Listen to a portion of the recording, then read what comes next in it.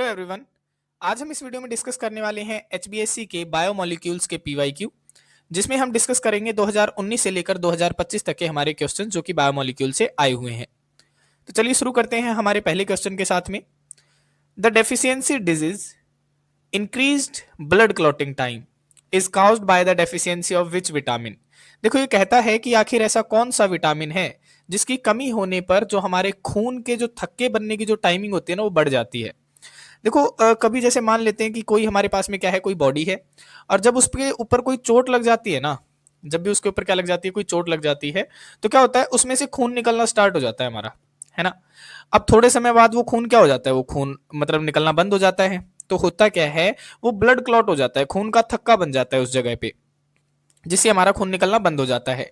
तो ये किसकी वजह से होता है, जो खून का थक्का बनता है, जो रोकता है खून के बहने को, वो होता है विटामिन के। विटामिन के। तो ये कह रहा है कि अगर विटामिन की जो कमी है, कौन से विटामिन की कमी हो जाए जिससे बीमारी हो जाए हमें, इंक्रीज ब्लड क्लॉटिंग टाइम, यानी रक्त के थक्के जमने के समय में वृद्धि, यानी खून का थक्का बनने में समय लगने लग जाए, यानी काफी ज्यादा समय में बनने लग जाए खून का थक्का, तो किसकी कमी से होगा? तो इसका आंसर आप बताते हैं विटामिन के की कमी से ये होता है। ठीक है, अब हम नेक्स्ट क्वेश्चन पढ़ते हैं। देखो नेक्स्ट क्वेश्चन है हमारा कि what are the differences between fibrous and globular protein, कि फाइब्रस और ग्लोबुलर प्रोटीन में क्या अंतर होता है, और दोनों का आपने क्या बताना है, एक एक एग्जांपल भी बताना है। तो हमें पता है कि फाइब्रस प्रोटीन कौन से थे, फाइब्रस प्रोटीन थे जिनके अंदर थ्रेड लाइक स्ट्रक्चर्स होती हैं, जिनके अंदर थ्रेड लाइक मॉलिक्यूल्स होते हैं, और वो थ्रेड लाइक मॉलिक्यूल्स कौन से होते हैं, वो होते हैं आपके अमीनो एसिड्स। ठीक है, अमीनो एसिड्स होते हैं।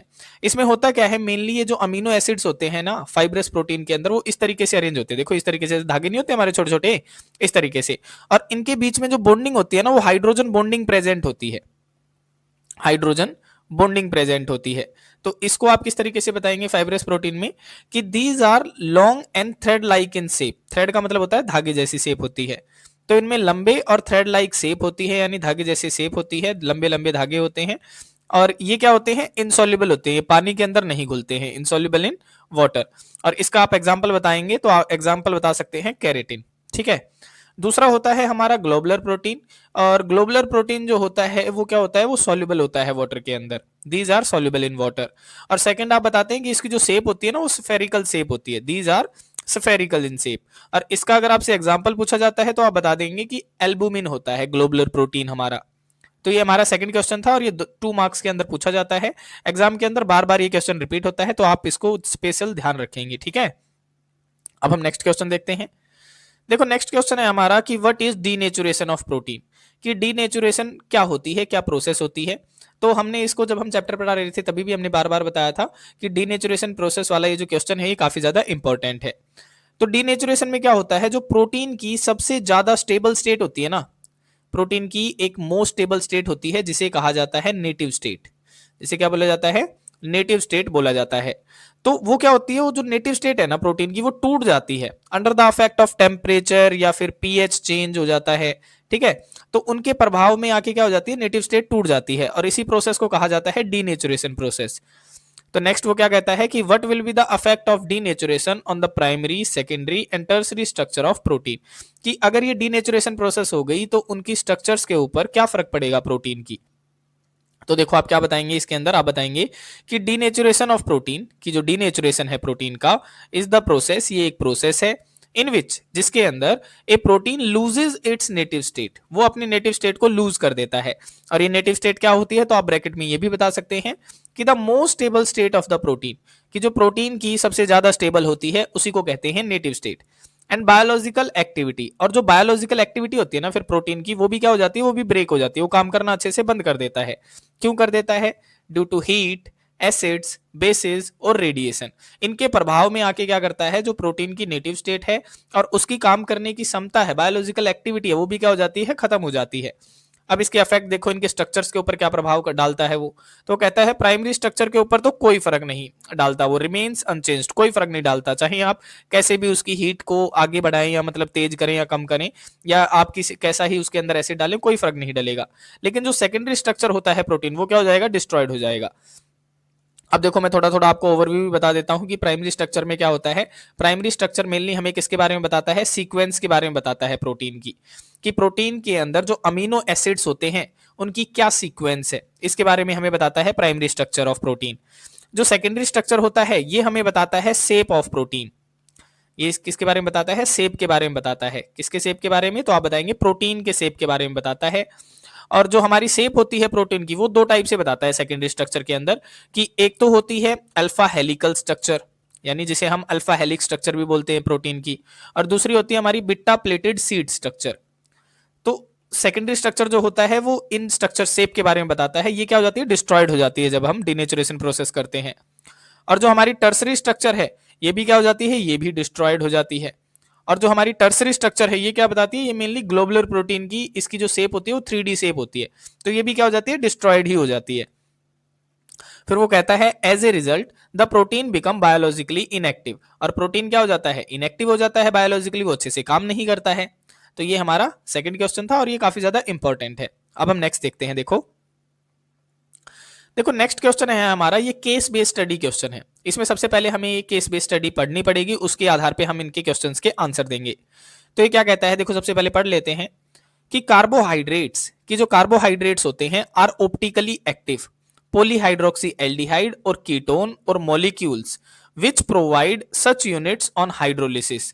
कहता है कि जो कार्बोहाइड्रेट है ना वो ऑप्टिकली एक्टिव होते हैं। देखो ऑप्टिकली एक्टिव हम उन्हें कहते हैं जो प्लेन पोलराइड लाइट को या तो राइट डायरेक्शन में मोड़ देते हैं या लेफ्ट डायरेक्शन में मोड़ देते हैं। किसको, प्लेन पोलराइज्ड लाइट को, तो वो हमारे कार्बोहाइड्रेट होते हैं। तो ये कहता है कि ऑप्टिकली एक्टिव है। और ये क्या प्रोवाइड करते हैं, पॉलीहाइड्रोक्सी एल्डिहाइड या कीटोन प्रोवाइड करेंगे जब हम उनको हाइड्रोलाइज करेंगे। नेक्स्ट वो कहता है कि they are broadly classified into 3 groups, और ये 3 ग्रुप्स में क्लासिफाई करे गए हैं।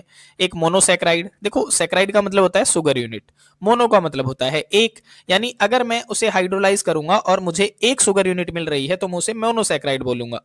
सेकंड है ओलिगोसैकेराइड, सैकेराइड का मतलब फिर से शुगर यूनिट, और ओलिगो का मतलब है कि यहाँ पे अगर जब मैं हाइड्रोलाइज कर रहा हूं तो मुझे 2 से लेकर 10 तक शुगर यूनिट मिलेंगी।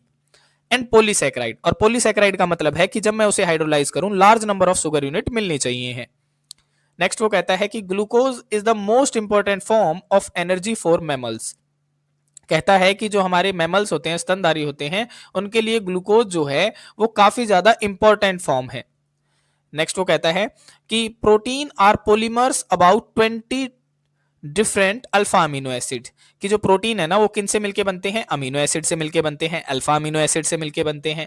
और कितने लगभग 20 टाइप के जब अल्फा अमीनो एसिड मिलते हैं आपस में तब जाके हमारा प्रोटीन बनता है।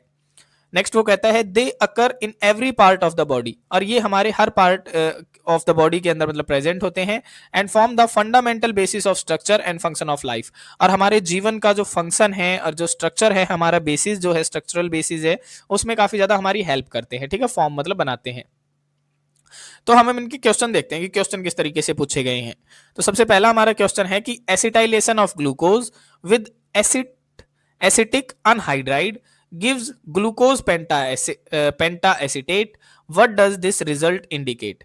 तो देखो यहाँ पे आपने क्या समझना है कि जब ग्लूकोज की, देखो ग्लूकोज का हमारा फॉर्मूला क्या होता है, देखो ग्लूकोज का हमारा फॉर्मूला होता है C6H12O6, और हमें इसका स्ट्रक्चर भी पता है। सबसे पहले हम CHO लगते हैं, फिर हम क्या लिखते हैं, कार्बन, और इस साइड हम H लगा देते हैं, इस साइड हम OH लगा देते हैं। फिर हम क्या करते हैं, फिर हम इस साइड OH लगा देते हैं, इस साइड H लगा देते हैं। फिर हम इस साइड H लिख देते हैं, इस साइड OH लिख देते हैं। फिर हम दोबारा से इस साइड H लिख देते हैं, इस साइड OH लिख देते हैं, और नीचे लिख देते हैं CH2OH।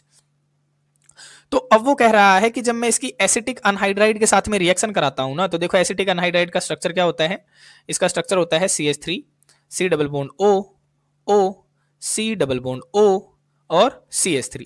ये होता है एसिटिक अनहाइड्राइड का स्ट्रक्चर। अब होता क्या है, यहां पे हम 5 मॉलिक्यूल लेके चलते हैं एसिटिक अनहाइड्राइड के। अब होगा क्या, हमें पता है कि ऑक्सीजन के ऊपर नेगेटिव चार्ज होता है क्योंकि ये इलेक्ट्रोनेगेटिव है, कार्बन के ऊपर पॉजिटिव चार्ज होता है क्योंकि ये इलेक्ट्रोपॉजिटिव है। अब होता क्या है, देखो यहाँ पे भी ऑक्सीजन के ऊपर नेगेटिव चार्ज होगा, इसके ऊपर हाइड्रोजन के ऊपर पॉजिटिव चार्ज होगा, यहाँ पे नेगेटिव चार्ज होगा, यहाँ पे पॉजिटिव चार्ज होगा, यहाँ पे नेगेटिव, यहाँ पे पॉजिटिव, यहाँ पे नेगेटिव, यहाँ पे पॉजिटिव, यहाँ पे नेगेटिव, यहाँ पे पॉजिटिव।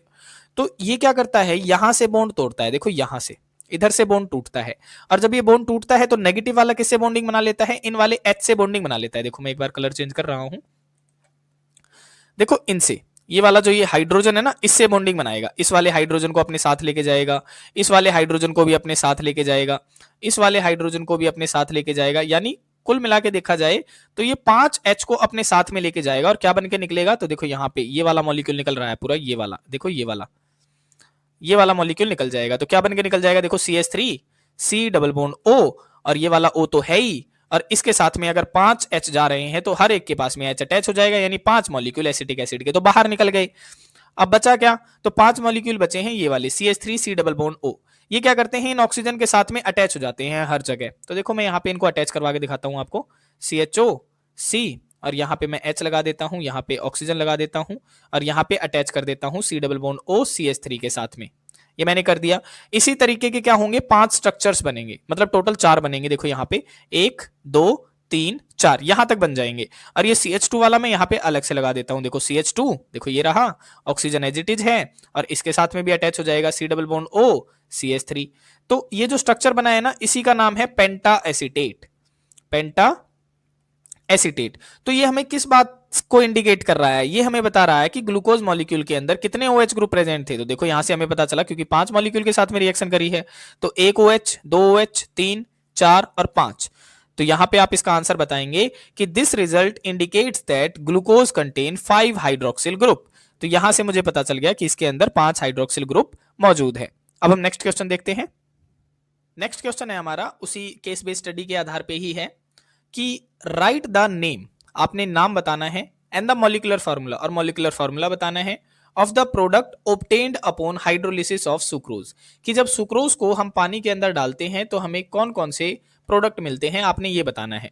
तो देखो सुक्रोज को जब हम पानी के अंदर डालते हैं ना, तो हमें 2 प्रोडक्ट मिलते हैं।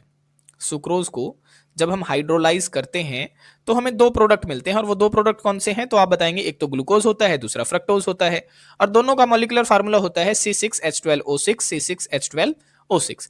तो एक तो हमें ग्लूकोज मिलता है, दूसरा हमें फ्रक्टोज मिलता है। और इसी तरीके के क्वेश्चन एग्जाम में और भी पूछे जाते हैं, जैसे अगर वो हमसे ये पूछ लेता कि मान के चलो कि माल्टोज को क्या किया जा रहा है, माल्टोज को हाइड्रोलाइज किया जा रहा है, तो माल्टोज को जब आप हाइड्रोलाइज करते हैं तो आपको कौन कौन सी शुगर यूनिट मिलेंगी, तो आप यहाँ पे बताएंगे कि हमें दोनों ही तरफ ग्लूकोज यूनिट मिलती हैं, यानी हमें 2 यूनिट ग्लूकोज की मिलेंगी। तीसरा आपसे ये भी पूछ सकता है कि अगर हमारे पास में लैक्टोज है, और लैक्टोज को अगर मैं हाइड्रोलाइज कर रहा हूं तो मुझे क्या मिलेगा, तो आप वहां पे बताएंगे कि आपको ग्लूकोज मिलेगा और दूसरा आपको ग्लैक्टोज मिलेगा, ग्लैक्टोज। तो इस तरीके से भी क्वेश्चन पूछे जा सकते हैं एग्जाम के अंदर। ये क्वेश्चन आया हुआ था तो हमने ये बता दिए। अब हम नेक्स्ट करते हैं। देखो नेक्स्ट क्वेश्चन है हमारे पास में कि define the following as related to carbohydrate. हमारे पास में कुछ टर्म्स हैं, आपने इनको डिफाइन करना है। सबसे पहली हमारे पास में टर्म है कि ग्लाइकोसिडिक लिंकेज क्या होती है। देखो इसके नाम से ही हम पहले आपको समझाते हैं थोड़ा सा। देखो ग्लाइको मतलब होता है ग्लूकोज, ठीक है, यानी ग्लूकोज को जब वो बाइंड करता है ना, जो बॉन्ड बाइंड करता है 2 या 2 से ज्यादा ग्लूकोज यूनिट को, तो उस बॉन्ड को कहा जाता है ग्लाइकोसिडिक लिंकेज।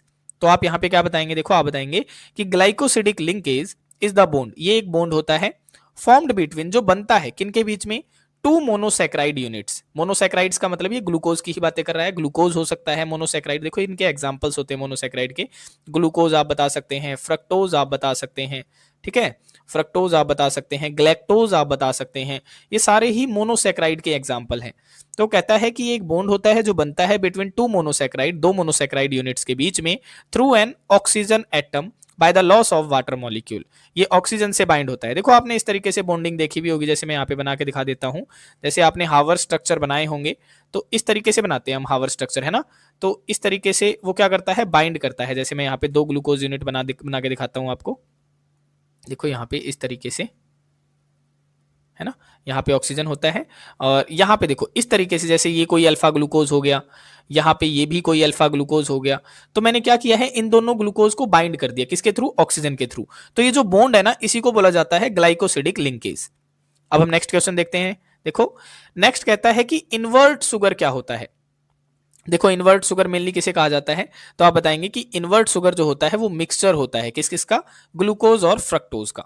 अब देखो यहां से एक और बात आपको ध्यान में करनी होगी कि जो ग्लूकोज और फ्रक्टोज का जब मिक्सचर होता है ना, तो हमारा बनता है सुक्रोज।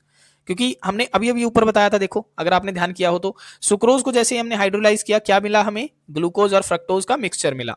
तो यहाँ पे जो इन्वर्ट शुगर है ना, एक नंबर में पूछ सकते हैं कि इन्वर्ट शुगर का कोई एग्जांपल दो, तो आप बताएंगे कि सुक्रोज हमारा इन्वर्ट शुगर होता है। तो आप बताएंगे कि invert sugar is the mixture of glucose and fructose, जो कम मिलता है हमें, obtained on the hydrolysis of sucrose, जो हमें मिलता है जब हम सुक्रोज को क्या करते हैं, हाइड्रोलाइज करते हैं। जैसे देखो यहाँ पे अभी करके दिखाया था हमने, जैसे ही हाइड्रोलाइज किया हमें ग्लूकोज और फ्रक्टोज मिल गया। Which shows A change in optical rotation, और वो क्या चेंज शो करता है, वो ऑप्टिकल रोटेशन को चेंज दिखाता है, डेक्स्ट्रो से लेवियो के अंदर चेंज कर देता है। अब देखो यहाँ पे एक बात समझने की है कि इसको इन्वर्ट शुगर क्यों कहा जाता है। तो मैं एक छोटी सी बात आपको बताता हूं कि सुक्रोज को ही हम इन्वर्ट शुगर क्यों बोल रहे हैं।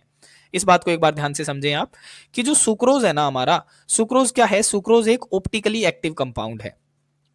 ऑप्टिकली एक्टिव, ऑप्टिकली एक्टिव का मतलब है कि ये प्लेन पोलराइज लाइट को, जैसे मान के चल रहे हैं कि ये हमारे पास में प्लेन पोलराइज लाइट है जो कि एक ही डायरेक्शन में जाती है, और यहाँ पे हमने कोई सुक्रोज का सॉल्यूशन लिख दिया है, ठीक है, सुक्रोज का सॉल्यूशन। जैसे ही ये प्लेन पोलराइज लाइट इसमें से पास होगी, ये या तो इसे राइट में मोड़ता या ये इसे लेफ्ट में मोड़ता, ऐसा होना चाहिए था। लेकिन जो सुक्रोज होता है ना, सुक्रोज कैसा होता है, सुक्रोज होता है डेक्स्ट्रो रोटेटरी। सुक्रोज कैसा होता है, डेक्स्ट्रो रोटेटरी। डेक्स्ट्रो रोटेटरी का मतलब है कि ये प्लेन पोलराइज लाइट को किसमें मोड़ता है, राइट डायरेक्शन में मोड़ देता है। इसका मतलब ये डेक्स्ट्रो रोटेटरी है। अब हुआ क्या, जब हमने इसको हाइड्रोलाइज किया ना, तो एक तो ग्लूकोज मिला, एक फ्रक्टोज मिला। अब जो ग्लूकोज होता है वो कैसा होता है, ग्लूकोज तो होता है डेक्स्ट्रो रोटेटरी, यानी प्लेन पोलराइज लाइट को किसमें मोड़ेगा, इसको मोड़ना चाहिए था राइट में। और जो हमारा फ्रक्टोज होता है वो होता है लेवियो रोटेटरी। लेवियो रोटेटरी यानी ये मोड़ेगा राइट में प्लेन पोलराइज लाइट को, और ये मोड़ेगा लेफ्ट में, है ना। तो यहां पे, और सुक्रोज मोड़ रहा था सिर्फ राइट राइट में। तो होता क्या है, जो डेक्स्ट्रो रोटेटरी की जो एंगल होता है ना, वो अराउंड मेरे ख्याल से प्लस 52.0 डिग्री के लगभग होता है। लेकिन जो लेवियो रोटेटरी का एंगल होता है वो होता है माइनस 90 डिग्री टू माइनस 92, ठीक है, 92 डिग्री के समथिंग होता है। तो यहां पे अगर देखा जाए तो ज्यादा एंगल किसका है, ज्यादा एंगल लेवियो रोटेटरी का है। तो अब जो प्लेन पोलराइज लाइट है वो राइट में थोड़ी मुड़ेगी, क्योंकि हावी कौन हो रहा है, हावी तो लेवियो रोटेटरी हो रहा है यहाँ पे। तो पहले तो जो सॉल्यूशन था सुक्रोज का वो राइट डायरेक्शन में मोड़ रहा था, लेकिन हाइड्रोलाइज होने के बाद में अब किस में मोड़ने लगा वो लाइट को, लेवियो ज्यादा हावी हो जाएगा। अब लाइट राइट में नहीं मुड़ेगी, वो मुड़ेगी लेफ्ट में, क्योंकि ये ज्यादा प्रभावी है, इसका एंगल ज्यादा है। तो पहले तो वो राइट में मोड़ रहा था, अब मोड़ी लेफ्ट में, तो क्या हो गया, इन्वर्जन हो गया। इसीलिए सुक्रोज को बोला जाता है इन्वर्ट शुगर। इसीलिए यहां पे ये लाइन लिखी है कि which shows A optical change, यानी ऑप्टिकल रोटेशन में चेंज ला देगा, डेक्स्ट्रो से किस में चला जाएगा, लेवियो में चला जाएगा। तो आई होप अब आपको समझ में आया होगा। अब हम नेक्स्ट क्वेश्चन करते हैं। देखो नेक्स्ट क्वेश्चन है हमारा, आपने डिफाइन करनी है, define the following as related to protein. अब ये जो हमारी टर्म्स हैं ये प्रोटीन से रिलेटेड है। जैसे सबसे पहला आ गया कि पेप्टाइड लिंकेज क्या होता है। तो देखो पेप्टाइड लिंकेज क्या होगा, अब मुझे पता है कि प्रोटीन किससे बनता है, प्रोटीन बनता है अमीनो एसिड से। तो जब जो बॉन्ड अमीनो एसिड, दो या दो से ज्यादा अमीनो एसिड्स को क्या करेगा, बाइंड करेगा, तो उसी को क्या बोला जाएगा, उसी को बोला जाएगा पेप्टाइड लिंकेज, है ना। तो यहां पे आप क्या बताएंगे, इसकी डेफिनेशन आपने बतानी है कि पेप्टाइड लिंकेज क्या होती है। Peptide linkage is the CONH bond. ये एक टाइप का CONH बॉन्ड होता है जो कब बनता है, formed between the carboxylic group of one amino acid. जो कार्बोक्सिलिक ग्रुप है वो तो एक अमीनो एसिड का होगा, and the amino group of another amino acid, और दूसरे अमीनो एसिड का कौन सा ग्रुप होगा, अमीनो ग्रुप होगा, यानी NH2 ग्रुप होगा। अमीनो ग्रुप का मतलब है NH2 ग्रुप, और कार्बोक्सिलिक ग्रुप का मतलब है COOH ग्रुप, ये होगा, ठीक है। By elimination of water molecule, और वाटर मॉलिक्यूल का एलिमिनेशन होगा तब जो बॉन्ड बनेगा वो CONH बॉन्ड बनेगा। इसी को बोलते हैं पेप्टाइड लिंकेज। देखो मैं इसको एक बार बना के भी दिखाता हूं आपको, एक सेकेंड।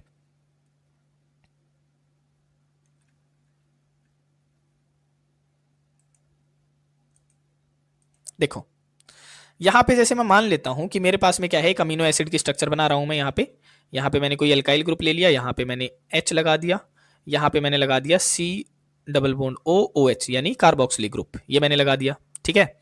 और दूसरी तरफ मैं क्या करता हूँ, यहाँ पे मैंने लगा दिया जैसे NH2 ग्रुप। ये हमारा कोई अमीनो एसिड का स्ट्रक्चर बन गया, ठीक है, ये हो गया एक अमीनो एसिड। ऐसा ही मैं दूसरा बना लेता हूँ, तो यहाँ पे अल्काइल ग्रुप R1 कर देता हूँ, दूसरी जगह पे R2 कर दूंगा। देखो यहाँ पे C डबल बॉन्ड O, और ये मैंने OH लगा दिया इस तरीके से, और यहाँ पे क्या हो जाएगा, सिंगल बॉन्ड C, यहाँ पे मैंने R2 लगा दिया, यहाँ पे H लगा दिया, और यहाँ पे मैंने फिर से NH2 कर दिया।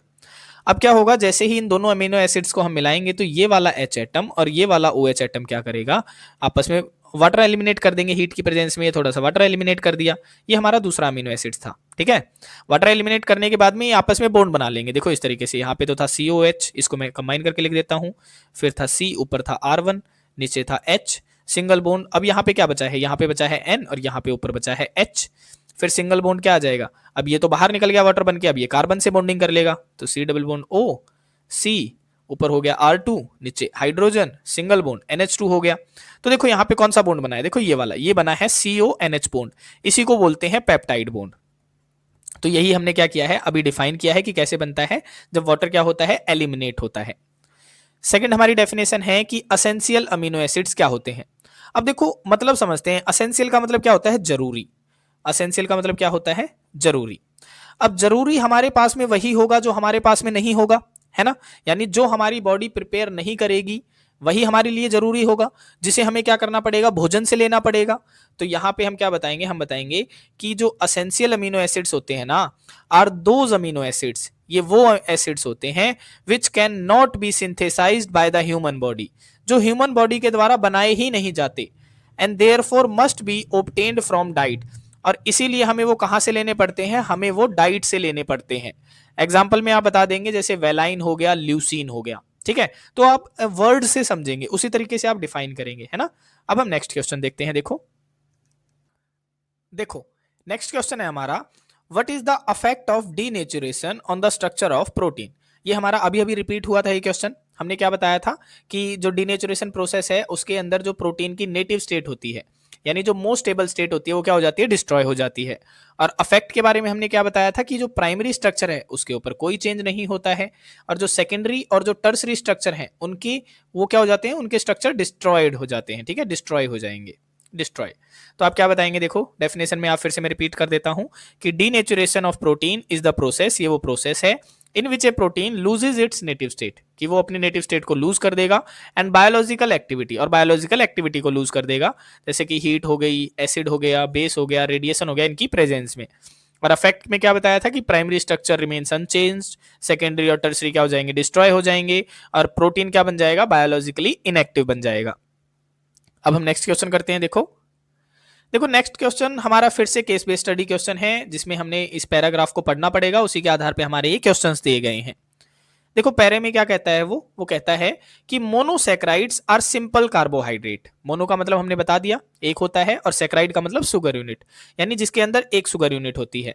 तो जो मोनोसैकेराइड है वो सिंपल कार्बोहाइड्रेट होंगे, that can not be further broken into smaller units on hydrolysis, जिसे फर्दर नहीं तोड़ा जा सकता क्योंकि उसके अंदर पहले से ही एक शुगर यूनिट है।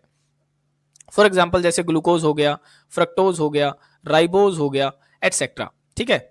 सेकंड वो कहता है कि ओलिगोसैकेराइड्स, लेकिन जो ओलिगोसैकेराइड्स हैं आर द कार्बोहाइड्रेट, ये वो कार्बोहाइड्रेट हैं विच ऑन हाइड्रोलिसिस, जिनको आप हाइड्रोलाइज करेंगे तो वो हमें give 2 to 10 units of monosaccharide, वो हमें 2 से लेकर 10 तक शुगर यूनिट प्रोवाइड करेंगे जब हम उनको हाइड्रोलाइज करेंगे, जैसे कि सुक्रोज हो गया, माल्टोज हो गया, लैक्टोज हो गया, एटसेट्रा। फर्दर वो कहता है कि polysaccharide produce large number of monosaccharides, जो पॉलीसैकेराइड हैं वो large number of unit generate करेंगे जब हम उनको हाइड्रोलाइज करेंगे, जैसे कि स्टार्च हो गया, सेलुलोज हो गया, ठीक है। ये है हमारे पास में। अब हम क्वेश्चन देखते हैं। देखो सबसे पहला क्वेश्चन है हमारा कि नेम द लिंकेज, आपने लिंकेज का नाम बताना है, that holds the 2 units of disaccharide. तो बता दो क्या नाम था उस यूनिट का, हमने अभी भी बताया था, उसका नाम था ग्लाइकोसिडिक लिंकेज, है ना, अभी भी बताया था हमने। तो आप इसका आंसर बता देंगे। देखो कि the 2 units in a disaccharide are held together by a glycosidic linkage, ये आपका आंसर हो जाएगा। सेकंड क्वेश्चन देखो, सेकंड क्वेश्चन में वो क्या कहता है कि विच डाइसैकेराइड, कि आखिर वो कौन सा डाइसैकेराइड है, is found only in animals not in plants, कि आखिर वो ऐसा कौन सा मतलब डाइसैकेराइड है जो केवल एनिमल्स में पाया जाता है लेकिन प्लांट्स में नहीं पाया जाता है। तो आप इसका आंसर बताएंगे कि ऐसा तो केवल एक ही है, लैक्टोज, जो किसमें पाया जाएगा, एनिमल्स में पाया जाएगा लेकिन प्लांट्स में नहीं पाया जाएगा। थर्ड वो क्वेश्चन कहता है कि ड्रा करो Haworth projection of alpha D glucose. तो हावर्थ प्रोजेक्शन आप किस तरीके से ड्रा करते हैं, देखो सबसे जो अल्फा वाला बनता है, देखो ये वाला है अल्फा ग्लूकोज का स्ट्रक्चर, और अल्फा ग्लूकोज में क्या होता है, जो हमारा पहला कार्बन होता है ना, देखो ये वाला पहला कार्बन है, ये दूसरा कार्बन है, ये तीसरा है, ये चौथा है, ये पांचवा है और ये होता है छठा कार्बन। ठीक है, तो अल्फा के अंदर जो पहला कार्बन होता है वो राइट साइड होता है, और राइट साइड वाला हम OH कहाँ लगाते हैं, नीचे की तरफ लगाते हैं। देखो हमने नीचे की तरफ लगाया है। और यहाँ पे ये वाला जो स्ट्रक्चर है हावर स्ट्रक्चर का, वो है बीटा ग्लूकोज। तो मैंने यहाँ पे दोनों ही दिखा दिए हैं, आपने दोनों ही अच्छे से याद कर लेने हैं। और अगर आपने इनको सीखना है कि ये बनाते कैसे हैं, तो हमने इसकी प्लेलिस्ट बना रखी है। जब हम इसका यूनिट जब हम पढ़ा रहे थे, तो वहां से आप देख सकते हैं हमने इसको पूरा पढ़ा रखा है कि किस तरीके से आपने बनाने होते हैं, या फिर इसका लिंक आपको डिस्क्रिप्शन में मिल जाएगा। तो बीटा ग्लूकोज के अंदर क्या होता है, जो OH होता है ना, वो ऊपर की तरफ आएगा क्योंकि वो लेफ्ट हैंड साइड होता है। तो देखो यहाँ पे सिर्फ यही चेंज है, बाकी सभी आपको क्या मिलेंगे, बिल्कुल सेम टू सेम मिलेंगे। तो ये हमारा हावर स्ट्रक्चर है अल्फा ग्लूकोज का, अल्फा डी ग्लूकोज का, और ये वाला है बीटा डी ग्लूकोज का। अब हम नेक्स्ट क्वेश्चन देखते हैं। देखो नेक्स्ट क्वेश्चन वो कहता है कि व्हाट इज ग्लाइकोजन। ग्लाइकोजन क्या होता है, how it is different from starch, और ये स्टार्च से कैसे डिफरेंट होता है। देखो मेन जो डिफरेंस है ना, वो तो यही है कि जो ग्लाइकोजन होता है ना, वो एनिमल्स के अंदर पाया जाता है, इसीलिए इसको एनिमल सैकराइड भी बोलते हैं, एनिमल्स के अंदर पाया जाता है। लेकिन जो स्टार्च होता है ना, ये प्लांट्स के अंदर पाया जाता है, इसीलिए इसको प्लांट सैकराइड भी बोलते हैं। मेन डिफरेंस तो इसका यही है। बाकी के डिफरेंसेस क्या हैं, तो हम इनको पढ़ लेते हैं। देखो ये कहता है कि ग्लाइकोजन इज ए पॉलीसैकेराइड, ये भी एक पॉलीसैकेराइड है। पॉलीसैकेराइड का मतलब इसके अंदर large number of glucose unit present है। Found in all animal cells, और ये पाया जाता है एनिमल सेल्स के अंदर, मेनली इन लीवर के अंदर, मसल्स के अंदर एंड ब्रेन के अंदर। It serves as a reserve carbohydrate of animals and hence is known as animal starch. कहता है कि ये सर्व करता है एज ए रिजर्व कार्बोहाइड्रेट, यानी जो इमरजेंसी फूड नहीं होता है, जैसे मान लीजिए मैं सिंपल सा अगर आपको एग्जांपल बताऊं, मान लीजिए मुझे भूख लग रही है ना, और अगर मुझे टाइम पे वो भोजन नहीं मिला, तो आपने कभी ऐसा महसूस किया होगा कि 1 घंटे बाद आपको वो भूख लगनी बंद हो जाती है। तो ऐसा क्यों होता है, क्योंकि हमारे शरीर के अंदर जो कुछ एक कार्बोहाइड्रेट्स होते हैं, वो क्या होते हैं, वो पचना शुरू हो जाते हैं, जिससे हमें वो एक इमरजेंसी फूड की तरह काम करने लग जाते हैं। तो एनिमल्स के अंदर क्या होता है, ये जो ग्लाइकोजन होता है वो इमरजेंसी फूड की तरह काम करने लग जाता है, यानी ये रिजर्व रहता है। तो इसीलिए इसको क्या बोलते हैं, हम एनिमल स्टार्च भी बोलते हैं। नेक्स्ट कहते हैं हम कि its structure its similar to amylopectin and is more highly branched, और इसका स्ट्रक्चर जो है वो बिल्कुल अमाइलोपेक्टिन की तरह ही दिखता है। देखो अमाइलोपेक्टिन क्या होता है, तो मैं यहाँ पे एक सिंपल सा आपको बता देता हूं कि जो हमने स्टार्च पढ़ा था ना, स्टार्च जो होता है वो 2 यूनिट से मिलकर बनता है। एक तो होता है अमाइलोज, एक तो अमाइलोज होता है, और दूसरा होता है हमारा अमाइलोपेक्टिन, अमाइलोपेक्टिन। अब यहाँ पे जो अमाइलोज होता है वो तो बनता है अल्फा ग्लूकोज से, ये भी अल्फा ग्लूकोज से बनता है, और जो अमाइलोपेक्टिन होता है ना, ये भी अल्फा ग्लूकोज से बनता है। यानी कई सारे अल्फा ग्लूकोज की यूनिट जब बाइंड करते हैं ना, तब जाके ये बनते हैं। तो अमाइलोज का तो 20% पार्ट और अमाइलोपेक्टिन का 80% पार्ट, जब ये दोनों मिलते हैं ना, तब जाके हमारा स्टार्च बनता है। तो ये कहता है कि जो इसकी स्ट्रक्चर है ना ग्लाइकोजन की, वो बिल्कुल अमाइलोपेक्टिन की जैसी ही है, यानी जैसे ही हम अमाइलोपेक्टिन की स्ट्रक्चर बनाते हैं, बिल्कुल ऐसी स्ट्रक्चर है इसकी, और हाईली ब्रांच्ड होती है, क्योंकि इसकी भी ब्रांचिंग भी ही होती है। जो अमाइलोज होता है उसके में जो अल्फा ग्लूकोज प्रेजेंट होते हैं वो लीनियर वे में प्रेजेंट होते हैं, बिल्कुल सीधी लाइन में प्रेजेंट होते हैं। लेकिन अमाइलोपेक्टिन के अंदर जो अल्फा ग्लूकोज प्रेजेंट होते हैं वो ब्रांचिंग के अंदर प्रेजेंट होते हैं। ठीक है, तो इसीलिए जो ग्लाइकोजन है उसकी स्ट्रक्चर अगर अमाइलोपेक्टिन की तरह दिख रही है, तो वो भी क्या होंगे, ब्रांच्ड होंगे। अब नेक्स्ट देखो, नेक्स्ट वो क्या कहता है कि लेकिन जो स्टार्च है ना, starch is the main storage polysaccharide of plant. ये मेन स्टोरेज यानी पॉलीसैकेराइड है, प्लांट के अंदर पाया जाता है, तो उनका ये मेन स्टोरेज प्रोडक्ट है। It is a polymer of alpha glucose, ये अल्फा ग्लूकोज से बनता है, and consists at of amylose and amylopectin. इसके अंदर अमाइलोज और अमाइलोपेक्टिन पाए जाते हैं। अब हम नेक्स्ट देखते हैं। देखो ये हो गए, ठीक है, ये हो गए। अब हम नेक्स्ट क्वेश्चन देखते हैं। देखो नेक्स्ट क्वेश्चन है हमारा मल्टीपल चॉइस क्वेश्चन। इसमें वो कहता है कि which base is present in RNA but not in DNA, कि आरएनए के अंदर कौन से बेस हैं और डीएनए के अंदर कौन से बेस प्रेजेंट हैं। तो आरएनए में कौन सा बेस प्रेजेंट होगा जो कि डीएनए में नहीं होता है। तो देखो आरएनए के अंदर हमारे कौन कौन से बेसिस होते हैं, तो आप बताएंगे। इसके अंदर एडेनिन होता है, ग्वानिन होता है, साइटोसिन होता है और यूरासिल होता है। लेकिन जो डीएनए होता है उसके अंदर भी हमारे 4 होते हैं, एडेनिन होता है, ग्वानिन होता है, साइटोसिन होता है और एक थाइमिन होता है। तो ये जो यूरासिल होता है ना, बस यही डिफरेंस होता है। आरएनए के अंदर यूरासिल होता है और डीएनए के अंदर थाइमिन होता है। ठीक है, तो आप इसका आंसर क्या बताएंगे कि आरएनए में कौन सा पाया जाता है, तो आरएनए में यूरासिल पाया जाता है। इसका आंसर यूरासिल हो जाएगा। अब हम नेक्स्ट क्वेश्चन देखते हैं। देखो नेक्स्ट क्वेश्चन है हमारा कि deficiency of vitamin D causes, कि विटामिन डी की अगर कमी हो जाती है तो कौन सी बीमारी हो जाएगी। तो उसकी वजह से हमारी कमी होगी, बीमारी हो जाएगी हमको रिकेट्स। अब रिकेट्स में क्या होता है, रिकेट्स में मेनली जो हड्डियां होती है ना, जो हड्डियां होती हैं वो क्या हो जाती हैं, वो कमजोर हो जाती हैं, कमजोर होने शुरू हो जाती हैं। तो इसी बीमारी को कहा जाता है रिकेट्स, और ये किसकी वजह से होती है, जब विटामिन डी की कमी हो जाती है। नेक्स्ट क्वेश्चन देखते हैं। देखो नेक्स्ट क्वेश्चन है हमारा कि what is the basic structural difference between starch and cellulose, कि इन दोनों के अंदर बेसिक स्ट्रक्चरल डिफरेंस क्या होता है। तो अभी अभी स्टार्च के बारे में तो हमने पढ़ा ही है कि जो स्टार्च है वो दो चीजों से मिलकर बनता है, एक तो अमाइलोज होता है, दूसरा अमाइलोपेक्टिन होता है ना, अमाइलोज और अमाइलोपेक्टिन, इन दोनों से मिलके बनता है हमारा स्टार्च। तो इन दोनों के अंदर अगर आपने देखा हो तो मैंने क्या बताया कि ये दोनों किससे मिलके बनते हैं, अल्फा ग्लूकोज से ही मिलके बनते हैं। तो आप यहाँ पे बताएंगे बेसिक स्ट्रक्चरल डिफरेंस उसने पूछा है, तो स्टार्च में आप बताएंगे कि starch is made up of alpha D glucose unit, ये अल्फा डी ग्लूकोज यूनिट से मिलता है, joint by alpha glycosidic linkage, इसमें अल्फा लिंकेज पाई जाती है, अल्फा ग्लाइकोसिडिक, ठीक है। लेकिन जो सेलुलोज होता है ना, सेलुलोज के अंदर वो बनता है बीटा डी ग्लूकोज से, बीटा डी ग्लूकोज पाया जाता है उसके अंदर, और उनके अंदर लिंकेज पाई जाएगी बीटा ग्लाइकोसिडिक लिंकेज। तो ये इनका बेसिक स्ट्रक्चरल डिफरेंस है, एग्जाम में कई बार ये पूछा जाता है और ये 2 मार्क्स के अंदर पूछा जाता है। अब हम नेक्स्ट करते हैं। देखो नेक्स्ट क्वेश्चन है हमारे पास में, what are non essential amino acids. अब यहां पे देखो हम वर्ड से ही पहचानते हैं, असेंशियल का मतलब होता है जरूरी, असेंशियल का मतलब होता है जरूरी, और नॉन असेंशियल का मतलब है कि ना जरूरी, ना जरूरी का मतलब कि हमें उसकी जरूरत नहीं है। अब हमें किसकी जरूरत नहीं होगी, हमें उसकी जरूरत नहीं होगी जो हमारे पास ऑलरेडी है ना, जो हमारे पास है। तो इसका मतलब ये वो अमीनो एसिड हैं जो हमारी बॉडी ऑलरेडी प्रिपेयर करती है, हमें बाहर से लेने की जरूरत नहीं है। तो आप बताएंगे कि non essential amino acids are those amino acids which can be synthesised by the human body, जो ह्यूमन बॉडी के द्वारा बनाए जाते हैं, and therefore need not be taken through diet, जिनकी हमें जरूरत ही नहीं है भोजन से लेने की। फॉर एग्जांपल जैसे ग्लाइसिन हो गया और एलेनिन हो गया। अब हम नेक्स्ट क्वेश्चन करते हैं। देखो नेक्स्ट क्वेश्चन हमारा फिर से वही आ गया कि which base is present in RNA but not in DNA. तो क्या बताया था हमने, इसका आंसर यूरासिल बताया था। नेक्स्ट देखते हैं। देखो नेक्स्ट क्वेश्चन है हमारा, फिर से दोबारा से रिपीट हो गया है, पहला क्वेश्चन हमारा यही था कि the vitamin responsible for the coagulation of blood, यानी खून का थक्का बनने में कौन से विटामिन का रोल होता है। तो आप यहाँ पे बताते हैं कि विटामिन के होता है, तो यहाँ पे आप आंसर बता देंगे। अब हम नेक्स्ट करते हैं। देखो नेक्स्ट क्वेश्चन है हमारा कि what are the expected products of hydrolysis of lactose. मैंने कहा था ना इस टाइप के क्वेश्चन पूछे जाते हैं, तो देखो दोबारा से अब की बार हमसे लैक्टोज पूछ लिया है। तो लैक्टोज को जब आप हाइड्रोलाइज करते हैं तो आप हमें ग्लूकोज, आपको क्या प्राप्त होगा, ग्लूकोज प्राप्त होगा और गैलेक्टोज मिलेगा, ठीक है। अब हम नेक्स्ट करते हैं। देखो नेक्स्ट क्वेश्चन है कि खालिस्तान is the deficiency disease of vitamin C, कि विटामिन सी की कमी से होने वाली बीमारी का नाम बताओ। तो आप बता देंगे स्कर्वी।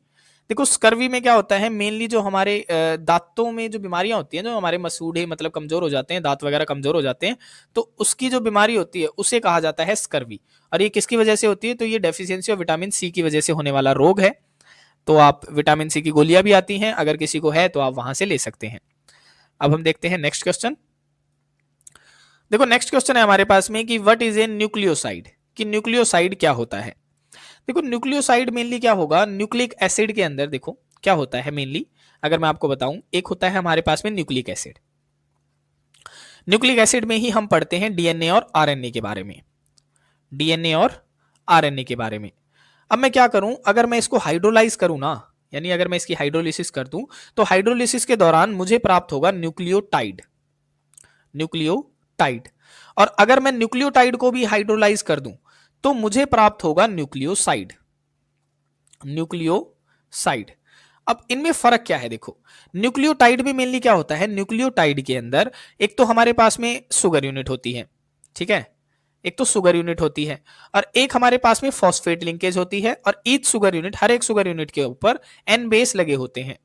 और एन बेस मैंने बता रखा है आपको कि एन बेस क्या होते हैं, तो एन बेस मेनली हमारे एडेनिन, ग्वानिन, थाइमिन, उन्हीं को कहा जाता है, ठीक है। एडेनिन हो गया, ग्वानिन हो गया, थाइमिन हो गया, साइटोसिन हो गया, यूरासिल हो गया, यही हमारे एन बेसिस होते हैं। तो हर एक शुगर यूनिट एन बेस से कनेक्ट होती है और वो शुगर यूनिट फॉस्फेट लिंकेज से अटैच होती है। लेकिन न्यूक्लियोसाइड में क्या होता है, न्यूक्लियोसाइड में शुगर यूनिट होगी, शुगर यूनिट पाई जाएगी, हर एक शुगर यूनिट किससे अटैच होगी, एन बेस से अटैच होगी, लेकिन हर शुगर यूनिट फॉस्फेट लिंकेज से अटैच नहीं होगी। तो यहां पे फॉस्फेट लिंकेज नहीं पाई जाती है, उन्हें न्यूक्लियोसाइड बोलते हैं। तो आप क्या बताएंगे कि ए न्यूक्लियोसाइड इज ए कंपाउंड, ये कंपाउंड होते हैं formed by the combination of A nitrogenous base and A sugar. इस किससे कॉम्बिनेशन से बनते हैं? नाइट्रोजनस बेस यानी एन बेस एंड शुगर से बनते हैं विदाउट फॉस्फेट ग्रुप। इनमें फॉस्फेट ग्रुप नहीं पाया जाता है। अब हम नेक्स्ट क्वेश्चन करते हैं। क्वेश्चन है हमारा, explain diagrammatically only the mechanism of enzyme catalysed reaction. देखो इसमें तो मेनली उसने क्या कहा है, सिर्फ आपने डायग्रामेटिकली ही समझाना है, लेकिन मैं यहाँ पे आपको पहले थोड़ी सी थ्योरी बता देता हूँ, उसके बाद में मैं डायग्राम भी आपको समझा दूंगा। देखो मेनली होता क्या है, या चलो पहले हम डायग्राम ही समझ लेते हैं। देखो मान के चलते हैं कि मेरे पास में जो एंजाइम का जो स्ट्रक्चर है ना वो कुछ इस टाइप का है। देखो ये इस टाइप से मैंने ये बना लिया है, ये है एंजाइम, ये मैंने कुछ स्ट्रक्चर बना ली एंजाइम की, ठीक है, एंजाइम हो गया। अब एंजाइम के पास में देखो इसकी यहाँ पे कुछ जगह खाली है, इस खाली जगह को क्या बोला जाता है? इस खाली जगह को बोला जाता है active site of enzyme, active site बोला जाता है।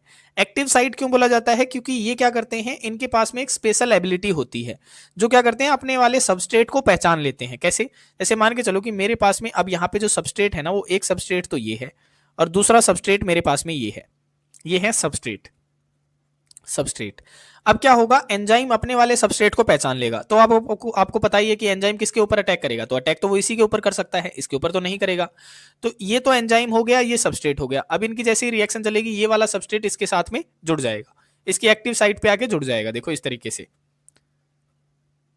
यहाँ पे ये मैंने कुछ स्ट्रक्चर ये दोबारा से बना ली है, ठीक है। अब वो जुड़ेगा कैसे, तो यहाँ पे ये मैं इस तरीके से मैंने इसको जोड़ दिया, ठीक है।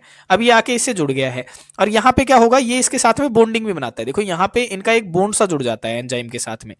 अब ये क्या बन गया, ये बन गया एंजाइम सबस्ट्रेट कॉम्प्लेक्स, इसको एंजाइम सबस्ट्रेट कॉम्प्लेक्स बोलते हैं, बन गया। और यहाँ पे ये जो बॉन्डिंग है ना, ये कौन से बॉन्डिंग से जुड़ता है, तो ये जुड़ा है हाइड्रोजन बॉन्डिंग के द्वारा, हाइड्रोजन बॉन्ड से। अब क्या करेगा एंजाइम, इसके ऊपर काम करेगा, जो भी इसको काम करना होगा। फिर क्या होगा, लास्ट में एंजाइम तो एज इट इज बाहर निकल जाएगा, एंजाइम तो एज इट इज बाहर निकल जाएगा, जैसा उसका शेप था वैसा ही रहेगा, बिल्कुल एज इट इज, वो तो बाहर निकल गया एज इट इज।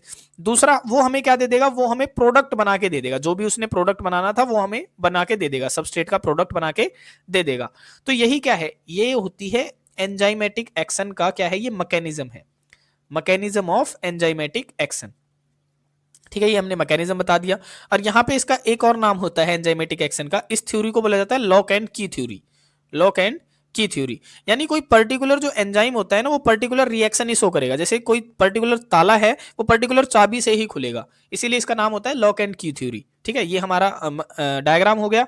अब देखो इसको लिखते कैसे हैं, तो लिखने का मैकेनिज्म इसके अंदर क्या है, तो ये कहता है कि the mechanism of the enzyme catalysed reaction is explained by the enzyme substrate complex formation. ये इससे दर्शा देगा कि एंजाइम सबस्ट्रेट कॉम्प्लेक्स बन जाता है। तो देखो पहले एंजाइम आया, सबस्ट्रेट से मिला, एंजाइम सबस्ट्रेट कॉम्प्लेक्स बना, फिर एंजाइम बाहर निकल गया और जो हमारा प्रोडक्ट है वो बन गया। तो इसने क्या बताया कि जो सबस्ट्रेट है वो बाइंड हो जाता है एंजाइम से, forming an enzyme substrate complex, और एंजाइम सबस्ट्रेट कॉम्प्लेक्स बन जाता है। फिर क्या होता है, the enzyme substrate complex then break into give product and free enzyme, और वो हमें प्रोडक्ट और फ्री एंजाइम दे देता है। The enzyme remains unchanged after the reaction, और एंजाइम एज इट इज रहता है, उसके अंदर कोई भी चेंज नहीं आता है। तो ये हमारा क्वेश्चन था। अब हम नेक्स्ट करते हैं। देखो नेक्स्ट क्वेश्चन है हमारे पास में कि what is basic structural difference between alpha D glucose and beta D glucose. तो बेसिक स्ट्रक्चरल डिफरेंस क्या होता है, हमें पता है ये स्ट्रक्चर क्या होता है। देखो यहाँ पे जैसे मैं ये बनाता हूँ कि जैसे देखो यहाँ पे मैं बना के दिखाता हूँ आपको हार्वर्ड स्ट्रक्चर, या शायद हमने ऊपर बनाई भी थी, यहाँ से देख लेते हैं। देखो ये रही। तो हमारा बेसिक स्ट्रक्चरल डिफरेंस क्या था, ये था अल्फा ग्लूकोज, ये था बीटा ग्लूकोज। यहाँ पे देखो पहले कार्बन के ऊपर OH किस साइड है, OH ऊपर की तरफ है, लेकिन दूसरे कार्बन यहाँ पे देखो अल्फा के अंदर कहाँ पे है, OH नीचे की तरफ है। तो यही हमारा बेसिक स्ट्रक्चरल डिफरेंस होता है। तो यहाँ पे आप क्या बताएंगे, देखो आप यहाँ पे बताएंगे कि द बेसिक स्ट्रक्चरल डिफरेंस, कि जो बेसिक स्ट्रक्चरल डिफरेंस होता है between alpha D glucose and beta D glucose के अंदर is the position of OH group, वो केवल पोजीशन का होता है OH ग्रुप का एट एनोमेरिक कार्बन। एनोमेरिक का मतलब है कि कार्बन 1 होता है हमारा, ठीक है, उसके ऊपर आपको चेंज दिखाई देगा। तो यही है हमारा बेसिक स्ट्रक्चरल डिफरेंस। यहाँ पे कह रहा है कि explain by giving their structure, तो आपने वही दोबारा से स्ट्रक्चर बना लेने हैं। देखो मैं यहाँ पे एक बार फिर से बना के दिखा देता हूँ आपको। जैसे मैंने यहाँ पे ये बना लिया अब होता क्या है, जो अल्फा वाला होता है, अल्फा का बना देता हूं मैं। अल्फा में क्या होगा, पहले आप इस तरीके से लाइनिंग भी लगा सकते हैं, देखो जैसे मैंने यहाँ पे लगा दी है, इस तरीके से आप लगा लेंगे। अब पहले कार्बन का H तो ऊपर आ जाएगा, नीचे आ जाएगा OH। दूसरे कार्बन का भी ऐसा ही होता है, H ऊपर OH नीचे। तीसरे कार्बन में थोड़ा चेंज हो जाता है, H नीचे आ जाता है, OH ऊपर चला जाता है। चौथे कार्बन में H यहाँ आ जाता है, OH नीचे आ जाता है, और इस वाले में H नीचे आता है, ऊपर आता है CH2OH। तो आपने क्या करना है, OH को बस ऊपर की तरफ लगाना है। तो ये आपने स्ट्रक्चर बना देने हैं। अब हम नेक्स्ट क्वेश्चन करते हैं। देखो नेक्स्ट क्वेश्चन है हमारे पास में कि what are reducing sugar. Reducing sugar कौन से होते हैं? तो यहां पे आप बताएंगे रिड्यूसिंग शुगर आप उन्हें कहेंगे जो टॉलन और फेहलिंग सॉल्यूशन को रिड्यूस कर सकते हैं। तो आप डिफाइन कैसे करेंगे, देखो आप करेंगे कि reducing sugars are those carbohydrate, ये वो कार्बोहाइड्रेट होते हैं विच रिड्यूस, जो रिड्यूस कर देंगे फेहलिंग सॉल्यूशन को और टॉलरेंस रिएजेंट, दोनों को ही रिड्यूस कर देंगे due to the presence of free aldehyde और कीटोनिक ग्रुप। क्यों कर देंगे उनको रिड्यूस? क्योंकि उनके अंदर क्या होता है, देखो ग्लूकोज के अंदर एल्डिहाइड ग्रुप मौजूद होता है और फ्रक्टोज के अंदर हमारा कीटोनिक ग्रुप मौजूद होता है ना। तो इनको अगर वो रिड्यूस कर पा रहे हैं टॉलरेंस रिएजेंट और फॉलिंग सॉल्यूशन को, तो हम उन्हें रिड्यूसिंग शुगर बोल देंगे। ठीक है, एग्जाम्पल में आप बता देंगे रिड्यूसिंग शुगर के ग्लूकोज और फ्रक्टोज। नेक्स्ट क्वेश्चन देखते हैं। देखो नेक्स्ट क्वेश्चन है name the disease caused by the deficiency of vitamin के। तो हमने अभी अभी बताया था कि उससे क्या होता है कि जो ब्लड क्लॉटिंग का टाइम है वो क्या हो जाता है, इंक्रीज हो जाता है ना। तो ये क्या कहता है, डेफिशिएंसी ऑफ विटामिन के causes increase blood clotting time, उसका समय बढ़ा देता है। और इस बीमारी को कहा जाता है हेमोरहैजिक डिजीज। ये आप याद रखेंगे, कई बार ये क्वेश्चन में पूछते हैं कि कौन सी कंडीशन हो जाती है, तो उस कंडीशन को बोला जाता है हेमोरहैजिक डिजीज। ठीक है, अब हम नेक्स्ट देखते हैं। देखो नेक्स्ट क्वेश्चन है हमारे पास में कि why is the use of aspartame limited to cold foods and drinks. कहता है कि जो एस्पार्टेम, देखो सबसे पहले हम समझते हैं कि एस्पार्टेम क्या होता है। तो एस्पार्टेम एक मतलब शुगर होता है, एक होता तो ये शुगर ही है, लेकिन ये नेचुरल शुगर नहीं होता है। ठीक है, ये क्या होता है, जो मतलब स्वीटनिंग जो एजेंट्स वगैरह होते हैं ना, जो जैसे मान लिया कि अब मुझे ज्यादा चीनी डालनी पड़ेगी, उस ज्यादा चीनी की जगह पे हम क्या डालते हैं, इनको डाल देते हैं, जिससे काफी ज्यादा अमाउंट में हमें स्वीटनेस मिल जाती है। ठीक है, तो ये क्या कहता है कि एस्पार्टेम जो है वो केवल कोल्ड ड्रिंक या फूड में ही क्यों इस्तेमाल किया जाता है, वो किसी और में क्यों नहीं इस्तेमाल किया जाता? तो देखो यहाँ पे एक इसका रीजन है, जो एस्पार्टेम है ना, जब हम टेम्परेचर बढ़ा देते हैं ना, टेम्परेचर बढ़ा देते हैं या टेम्परेचर घटा देते हैं, तो उस दौरान जो एस्पार्टेम है उसकी जो स्वीटनेस है, उसकी जो स्वीटनेस है यानी जो उसका मेजर है, स्वीट करने की जो कैटेगरी है, जितनी उसकी क्षमता है, वो स्वीटनेस क्या हो जाती है, वो लूज हो जाती है। अब स्वीटनेस लूज हो रही है कब हो रही है, जब हम टेम्परेचर को ऊपर नीचे कर रहे हैं। तो इसीलिए हम क्या करते हैं, इसको केवल किस में यूज करते हैं, कोल्ड फूड्स और ड्रिंक्स में इस्तेमाल करते हैं, क्योंकि वहां पे जो टेम्परेचर है वो घटता बढ़ता नहीं, वो ठंडा रहता है। यानी जब हम टेम्परेचर बढ़ाएंगे तो टेम्परेचर अगर बढ़ाने पे क्या होता है, इसकी स्वीटनेस लूज हो जाती है, तो हम ठंडे पे ही इसका इस्तेमाल करते हैं, इसीलिए इसका जो यूज है वो लिमिटेड होता है। तो देखो आप क्या बताएंगे कि aspartame is not stable at high temperature, वो हाई टेम्परेचर के ऊपर ज्यादा स्टेबल नहीं होता है। When it is heated it breaks down and loses its sweetness, जब उसे गर्म किया जाता है वो टूट जाता है और अपनी स्वीटनेस लूज कर देता है। Therefore aspartame is used in cold foods and cold drinks, not in hot foods. ठीक है, तो आप ये याद रखेंगे। अब हम नेक्स्ट क्वेश्चन देखते हैं। देखो नेक्स्ट क्वेश्चन है हमारे पास में कि right 4 differences between DNA and RNA. तो इनके 4 डिफरेंसेस आपने बताने हैं, जो बायो वाले हैं वो तो अच्छे से कर लेंगे इस क्वेश्चन को, है ना। तो देखो डीएनए में क्या होता है, सबसे पहले इसकी फुल फॉर्म भी बता सकते हो आप कि डीएनए की फुल फॉर्म होती है deoxy ribo nucleic acid, RNA की फुल फॉर्म होती है राइबो न्यूक्लिक एसिड, है ना। तो और बाकी के डिफरेंसेस हम यहाँ पे देख लेते हैं। देखो कि उसके अंदर जो डीएनए है उसके अंदर शुगर प्रेजेंट होता है डीऑक्सी राइबोज शुगर, और आरएनए के अंदर शुगर प्रेजेंट होता है राइबोज शुगर, और इसके अंदर जो एन बेस प्रेजेंट होता है वो थाइमिन होता है, लेकिन इसके अंदर प्रेजेंट होता है यूरासिल। थर्ड आप बता सकते हैं कि इसके अंदर डबल स्ट्रैंडेड हेलिकल स्ट्रक्चर होता है, इसके अंदर सिंगल स्ट्रैंडेड हेलिकल स्ट्रक्चर होता है। फोर्थ आप बता सकते हैं कि ये स्टोर करता है जेनेटिक फॉर्मेशन, ये हेल्प करता है प्रोटीन सिंथेसिस में। ठीक है, तो इस तरीके की प्रोसेसेस आप बता सकते हैं। अब हम नेक्स्ट करते हैं। देखो नेक्स्ट क्वेश्चन है हमारे पास में कि what are the 2 main function of nucleic acid, कि जो न्यूक्लिक एसिड्स होते हैं डीएनए और आरएनए होते हैं उसके 2 मेन फंक्शंस क्या होते हैं। तो आप बताएंगे कि जो डीएनए होता है वो क्या स्टोर करता है, जेनेटिक इन्फॉर्मेशन को कैरी करता है, यानी पेरेंट से चाइल्ड के अंदर कौन कौन सी इन्फॉर्मेशन जाएगी इन्हें कैरी करता है।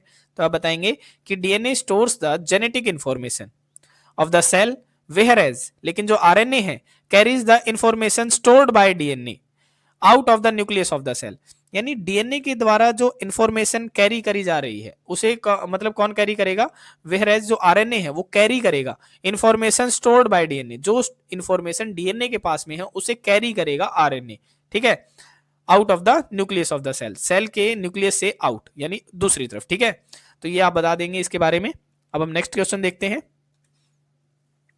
देखो नेक्स्ट क्वेश्चन फिर से हमारा रिपीट हो गया है कि रिड्यूसिंग शुगर क्या होते हैं, तो आप ये कर लेंगे दोबारा से।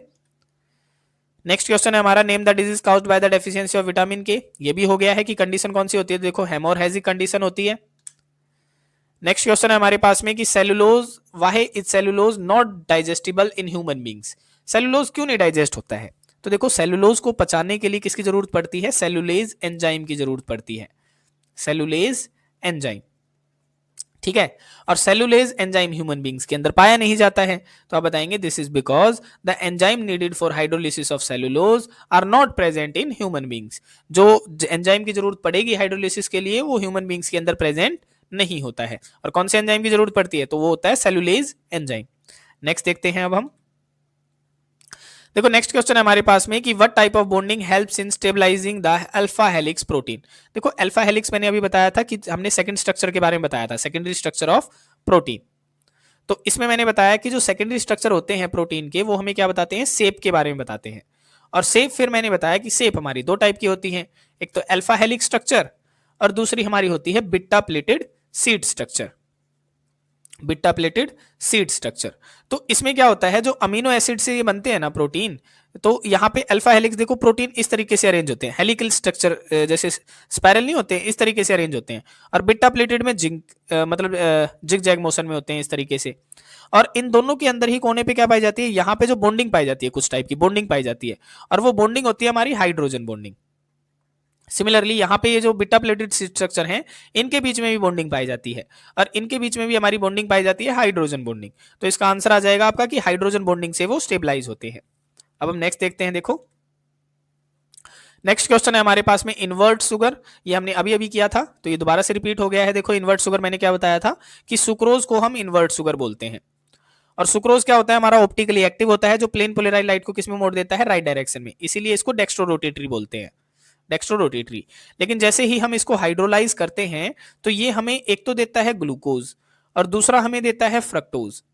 तो ये हमें जो मिक्सचर मिला है ना, इन दोनों का मिक्सचर प्लेन पोलराइज्ड लाइट को मोड़ता है लेफ्ट डायरेक्शन में, इसीलिए ये होता है लेवियो रोटेटरी।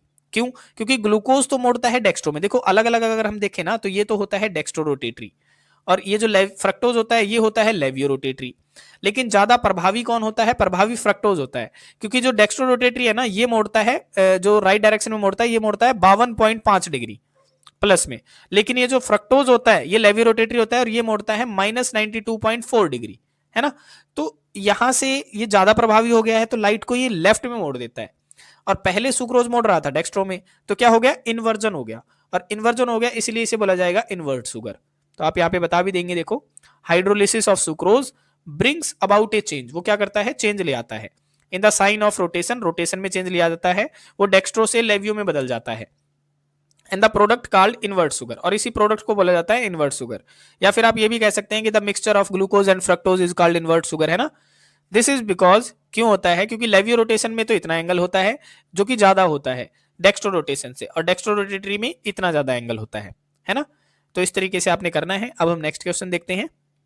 नेक्स्ट क्वेश्चन है हमारा कि what is glycogen, how it is different from starch. देखो ये क्वेश्चन भी हमारा रिपीट हो गया है, हमने अभी अभी बताया था कि ग्लाइकोजन क्या होता है, ग्लाइकोजन एनिमल सैकराइड होता है, और जो स्टार्च होता है ये हमारा प्लांट सैकराइड होता है। तो आप फिर से वही रिपीट कर देंगे, हम एक बार दोबारा से पढ़ के दिखा देते हैं आपको कि ग्लाइकोजन इज ए पॉलीसैकराइड, ये पॉलीसैकराइड होता है, found in all animal cell, ये एनिमल सेल्स के अंदर पाया जाता है, mainly in liver, muscle and brain के अंदर ये पाया जाता है। It serves as a emergency food, आप यहाँ पे देखो, यहाँ पे ये भी लिख सकते हैं, it serves as a emergency food भी लिख सकते हैं, इमरजेंसी फूड, ठीक है। यहाँ पे मैं काट के लिख देता हूँ इस तरीके से, इधर इमरजेंसी फूड, इमरजेंसी फूड, कि ये इमरजेंसी फूड की तरह भी काम करता है। Hence is known as a animal starch, इसीलिए इसको एनिमल स्टार्च भी बोला जाता है।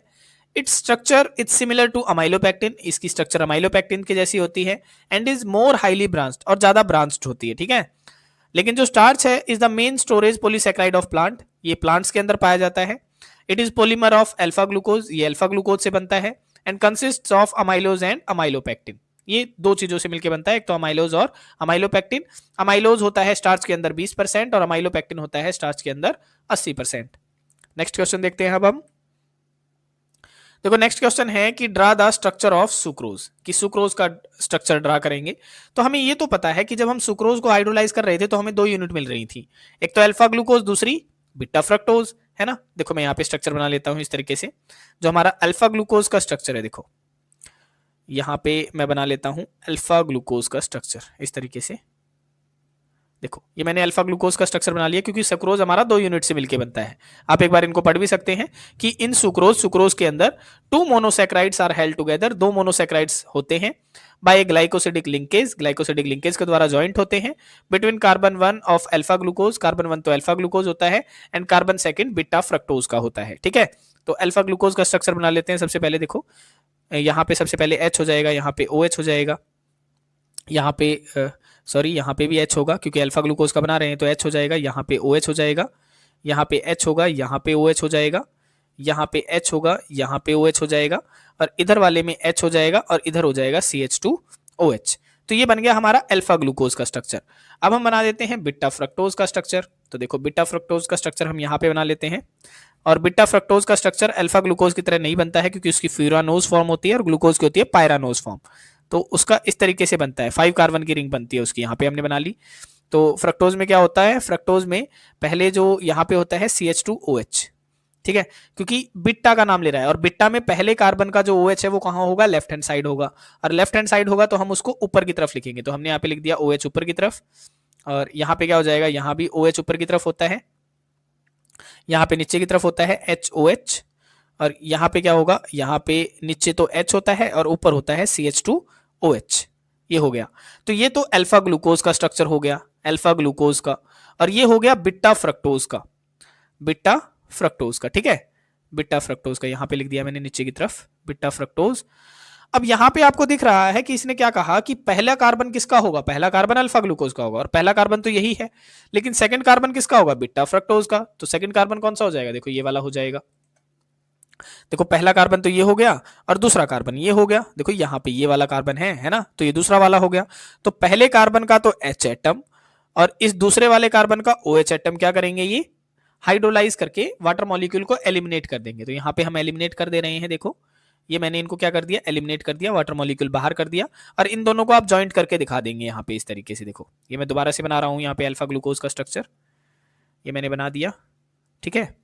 और यहाँ पे क्या करेंगे, देखो H ऊपर है तो मैं यहाँ पे H लिख देता हूँ। इस वाली बॉन्डिंग को मैं बाद में दिखाऊंगा, पहले मैं स्ट्रक्चर बना देता हूँ। यहाँ पे HOH, यहाँ पे फिर से क्या हो जाएगा, यहाँ पे H ऊपर OH, नीचे फिर से HOH, ऊपर आ जाएगा H CH2OH, इस तरीके से ये हो गया। अब यहाँ पे देखो, यहाँ पे मैं दोबारा से ये वाला बीटा फ्रक्टोज का बना रहा हूँ। आपने कॉपियों के अंदर अच्छे से बना लेना है इनको, ठीक है। ये मैंने यहाँ पे अच्छे से बना दिया और ये क्या किया मैंने, इधर की तरफ देखो अब ये वाली OH तो यहाँ से निकल चुका है, यहाँ से H निकल चुका है, तो ये क्या करेंगे, ये ऑक्सीजन के थ्रू इस तरीके से बाइंड हो जाएंगे यहाँ पे। और ये वाली जो बॉन्डिंग बनी है ना, ये बनी है ग्लाइकोसिडिक लिंकेज, किन किन कार्बन के बीच में, कार्बन 1 और कार्बन 2 के बीच में। बाकी सारी चीजें आप एज इट इज लिख देंगे। यहाँ पे था CH2OH तो ये लिख दिया, यहाँ पे नीचे था H, ऊपर था OH, यहाँ पे था H, OH था और यहाँ पे था H और यहाँ पे था CH2OH, तो ये एज इट इज लिख देंगे आप। तो ये वाला जो हमारा स्ट्रक्चर बना है ये बन गया हमारा सुक्रोज का स्ट्रक्चर। इस तरीके से आपने ड्रॉ करना है। अब हम नेक्स्ट क्वेश्चन देखते हैं। देखो नेक्स्ट क्वेश्चन है हमारा कि what are essential and non essential amino acids, give one example of each. तो मैंने अभी आपको बताया कि एसेंशियल होते हैं जो जरूरी होते हैं, यानी उन्हीं चीजों की हमारे पास में जरूरत पड़ेगी जो हमारी बॉडी प्रिपेयर नहीं करेगी। तो जो एसेंशियल अमीनो एसिड्स होते हैं are those amino acids which the human body can not synthesise, जिसको ह्यूमन बॉडी सिंथेसाइज नहीं करती है, and must be taken through diet, जिसे हमें डाइट से लेना पड़ेगा। फॉर एग्जाम्पल जैसे वेलाइन हो गया। लेकिन जो नॉन एसेंशियल अमीनो एसिड्स हैं ये वो होंगे जिनकी हमें जरूरत पड़ेगी, है ना। नॉन एसेंशियल का मतलब जिसकी हमें जरूरत नहीं है ना। तो जरूरत किसकी नहीं होती है, जरूरत उसकी नहीं होती है जो हमारे पास ऑलरेडी है। सॉरी भाई मैं थोड़ा सा गलत बोल गया। एसेंशियल वो होते हैं जिनकी हमें जरूरत होती है ना। और जरूरत किसकी होगी, जो हमारे पास में नहीं है। और जो हमारे पास में नहीं है इसका मतलब हमारी बॉडी उसे प्रिपेयर नहीं करती है। तो एसेंशियल अमीनो एसिड्स तो वो थे जो बॉडी हमारी प्रिपेयर नहीं कर रही थी। लेकिन नॉन एसेंशियल कौन से हो जाएंगे, जो बॉडी हमारी प्रिपेयर करेगी, यानी are those which the human body can synthesise, जो हमारी बॉडी सिंथेसाइज करेगी। फॉर एग्जाम्पल ग्लाइसिन हो गया, ठीक है। अब हम नेक्स्ट क्वेश्चन करते हैं। देखो नेक्स्ट क्वेश्चन है हमारा कि write two differences between fibrous and globular protein. ये हमने अभी बताया था, तो ये दोबारा से क्वेश्चन रिपीट हो गया है, आपने ये पढ़ लेना है अच्छे से। अब हम नेक्स्ट क्वेश्चन करते हैं। देखो नेक्स्ट फिर से वही रिपीट हो गया कि डीनेचुरेशन प्रोसेस क्या होती है, उसके इफेक्ट लिखो। तो ये क्वेश्चन भी आपने दोबारा से पढ़ लेना है, ठीक है। अब हम नेक्स्ट देखते हैं। देखो नेक्स्ट क्वेश्चन है हमारा कि एनोमर्स क्या होते हैं। अब देखो एनोमर्स क्या होते हैं, एनोमर्स मेनली ऑप्टिकल आइसोमर्स ही होते हैं। एनोमर्स मेनली ऑप्टिकल आइसोमर्स ही होते हैं। ऑप्टिकल आइसोमर्स का मतलब है जो प्लेन पोलराइज लाइट को मोड़ सकते हैं, है ना। तो ये ऑप्टिकल आइसोमर्स ही होते हैं। आइसोमर्स का मतलब है कि इनके अंदर दो कंपाउंड्स पाए जाएंगे आपको, और दोनों कंपाउंड एक जैसे ही दिखेंगे, सिर्फ थोड़ा बहुत उनके अंदर चेंजेस नजर आएगा आपको। तो यहाँ पे जैसे हमने स्ट्रक्चर देखी थी, जैसे अल्फा ग्लूकोज की स्ट्रक्चर देखी थी और एक हमने बीटा ग्लूकोज की स्ट्रक्चर देखी थी। दोनों में कहाँ डिफरेंस था, केवल कार्बन 1 के ऊपर डिफरेंस था कि OH उसका तो नीचे की तरफ आ रहा था अल्फा का, और बीटा का आ रहा था ऊपर की तरफ। तो यहाँ पे क्या होता है, जो एनोमर्स होते हैं ना, उन्हीं को बोला जाता है जिसमें एनोमरिक पोजीशन यानी कार्बन 1 की पोजीशन पे क्या होता है, थोड़ा डिफरेंसेस पाया जाता है। तो आप इन्हें बताएंगे कि एनोमर्स आर द स्टीरियोआइसोमर्स, ये स्टीरियोआइसोमर्स होते हैं शुगर के, विच डिफर इन कॉन्फ़िगरेशन, जो केवल कॉन्फ़िगरेशन में डिफर होते हैं, only at the anomeric carbon, केवल एनोमेरिक कार्बन एटम के ऊपर, जो कि 1 पोजीशन पे होता है, ठीक है। स्ट्रक्चर में हमने बताया था कि अल्फा डी ग्लूकोज और बीटा डी ग्लूकोज का कहाँ चेंज देखने को मिलता है, तो कार्बन 1 पोजीशन के ऊपर डिफरेंस देखने को मिलता है। इसी से रिलेटेड एक डेफिनेशन होती है हमारी एपीमर की, तो वो भी आप ध्यान रखेंगे। देखो एपीमर क्या होता है, एपीमर भी मेनली ऑप्टिकल आइसोमर्स ही होते हैं। जो कहां डिफरेंस पाया जाता है, उनके अंदर सेंट्रल कार्बन एटम के ऊपर डिफरेंस पाया जाता है, सेंट्रल कार्बन एटम के ऊपर। और एग्जाम्पल अगर कोई आपसे पूछ ले इसका, तो आप बता देना, जैसे ग्लूकोज हो गया और ग्लैक्टोज हो गया, ग्लूकोज और ग्लैक्टोज, ये आप एग्जाम्पल इनके बता सकते हैं, ठीक है। तो ये भी एक नंबर में क्वेश्चन पूछा जा सकता है एपीमर का, तो आप कर लेना। अब हम नेक्स्ट क्वेश्चन करते हैं। देखो नेक्स्ट क्वेश्चन है हमारे पास में, सॉरी एक चीज रह गई ऊपर, जो ये ग्लूकोज और ग्लैक्टोज है ना, अगर आपसे पूछ लेंगे कौन से कार्बन के ऊपर चेंज होता है, तो आप यहाँ पे बताएंगे केवल कार्बन नंबर 4 के ऊपर चेंज आपको देखने को मिलेगा। जैसे 4 नंबर पे ग्लूकोज कहाँ होता है, तो 4 नंबर पे शायद राइट हैंड साइड में होता है। तो ग्लैक्टोज में जब आप स्ट्रक्चर बनाए ना, तो वहां पे क्या कर देंगे, लेफ्ट हैंड साइड में उसका OH की पोजिशन कर देंगे, बस इतना ही चेंज होता है उसके अंदर, ठीक है। देखो नेक्स्ट क्वेश्चन है हमारे पास में कि व्हाट आर विटामिन, विटामिन क्या होते हैं, कोई दो नाम बताएं विटामिन के। तो विटामिन क्या होंगे, देखो यहाँ पे जैसे नाम से ही पता चल रहा है, वाइटा का मतलब होता है लाइफ, और अमीन्स का मतलब अमीनो, फंक्शनल ग्रुप, और फंक्शनल ग्रुप कौन सा होता है हमारा NH2, है ना। तो विटामिन क्या होंगे, विटामिन मेनली ऑर्गेनिक कंपाउंड्स ही होंगे, क्योंकि अमीन कहाँ आता है, ऑर्गेनिक केमिस्ट्री के अंदर आता है।